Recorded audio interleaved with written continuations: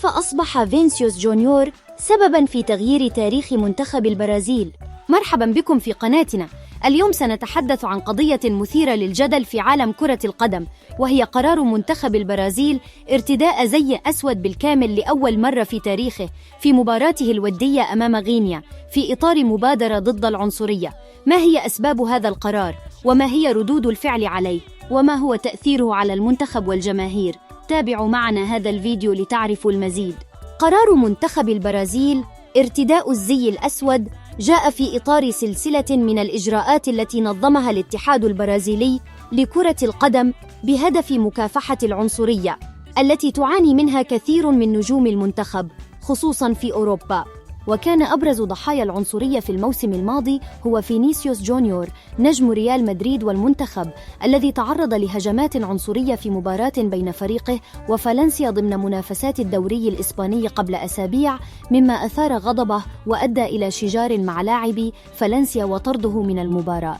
وقد أدان ريال مدريد والاتحاد البرازيلي هذه الواقعة بشدة، وتقدم بشكوى رسمية إلى مكتب المدعي العام ضد جرائم الكراهية والتمييز. من هو فينيسيوس جونيور؟ فينيسيوس جونيور هو لاعب كرة قدم برازيلي يلعب في مركز الجناح الأيسر لنادي ريال مدريد الإسباني والمنتخب البرازيلي. ولد في عام 2000 في ساوي غونزالو، ولاية ريو دي جانيرو، وبدأ مسيرته الكروية في نادي فلامينغو، حيث تألق بشكل لافت وأصبح أحد أبرز المواهب الشابة في البرازيل. في 2017 انتقل إلى ريال مدريد مقابل 45 مليون يورو، وهو أغلى صفقة للاعب دون سن 18 عاماً في التاريخ. انضم إلى صفوف الفريق الملكي في 2018 بعد أن أتم 18 عاماً. منذ ذلك الحين أصبح فينيسيوس جونيور أحد أبرز نجوم ريال مدريد، وشارك في 138 مباراة بجميع المسابقات، سجل 24 هدفاً وصنع 35 هدفاً، كما فاز ب3 ألقاب مع الفريق: دوري أبطال أوروبا 2017، كأس العالم للأندية 2018، والدوري الإسباني 2010.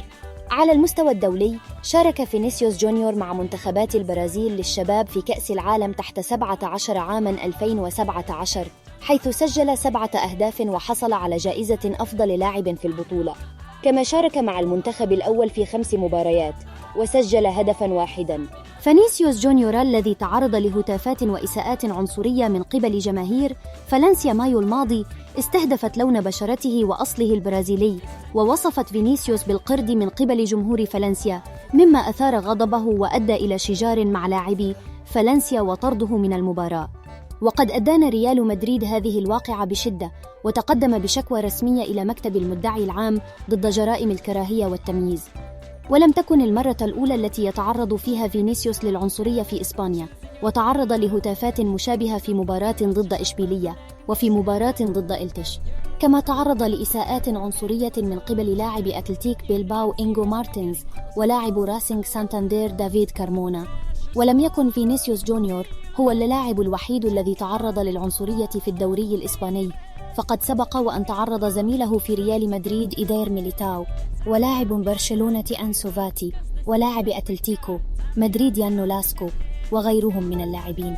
لذلك قرر منتخب البرازيل التضامن مع فينيسيوس جونيور وغيره من ضحايا العنصرية وارتداء زي أسود بالكامل في مباراته الودية أمام غينيا في سابقة تاريخية لمنتخب السامبا الذي اشتهر بزيه الأصفر. قرار منتخب البرازيل ارتداء الزي الأسود أثار ردود فعل مختلفة في عالم كرة القدم، بعضها إيجابي وبعضها سلبي. من جانب إيجابي، حظي قرار المنتخب بتأييد وإشادة من قبل نجوم آخرين في عالم كرة القدم الذين أظهروا تضامنهم مع فينيسيوس جونيور وغيره من ضحايا العنصرية، ومن بينهم الفرنسي كيليان موبابي، والأوروغوياني إيدنسون كافاني، والإسباني تشافي هيرنانديز. كما نشر فينيسيوس جونيور صورة له على تويتر بجانب شعار لا للعنصرية، وكتب: شكراً لكم جميعاً على دعمكم، هذا يثبت أن كرة القدم هي لغة عالمية تجمع بين الجميع. نحن نقاتل من أجل المساواة والحقوق، لا مكان للعنصرية في هذه اللعبة. كما نشر فينيسيوس جونيور صورة له على تويتر بجانب شعار لا للعنصرية، وكتب: شكراً لكم جميعاً على دعمكم، هذا يثبت أن كرة القدم هي لغة عالمية تجمع بين الجميع. نحن نقاتل من أجل المساواة والحقوق، لا مكان للعنصرية في هذه اللعبة. من جانب سلبي، انتقد قرار المنتخب بعض المحللين والصحفيين والجماهير باعتباره خطوة استفزازية أو سياسية أو غير مبررة، وقال بعضهم إن المنتخب يستغل قضية العنصرية لإخفاء فشلهم في الملاعب، أو يحاول التأثير على حكام المباريات، أو يخالف تقاليد اللعبة. على مستوى كرة القدم، قد يكون قرار المنتخب رسالة قوية وصادمة للعالم، تظهر حجم المشكلة التي تواجهها اللعبة من العنصرية والتعصب والكراهية. كما قد يكون قرار المنتخب داعياً للتحرك والتغيير من قبل السلطات والأندية واللاعبين والجماهير للقضاء على هذه الظاهرة الشنيعة ولإحياء روح الأخوة والتسامح والاحترام في كرة القدم. في الختام في هذا الفيديو تحدثنا عن قرار منتخب البرازيل ارتداء زي أسود بالكامل لأول مرة في تاريخه بسبب فينيسيوس جونيور والعنصرية، وكشفنا عن أسباب وردود فعل وتأثيرات هذا القرار. نأمل أن يكون هذا الفيديو قد أثار اهتمامكم ووعيكم بخطورة هذه المشكلة على كرة القدم والمجتمع بشكل عام. شكرا لمتابعتكم، ولا تنسوا الإعجاب والاشتراك والتعليق. إلى اللقاء في فيديو آخر.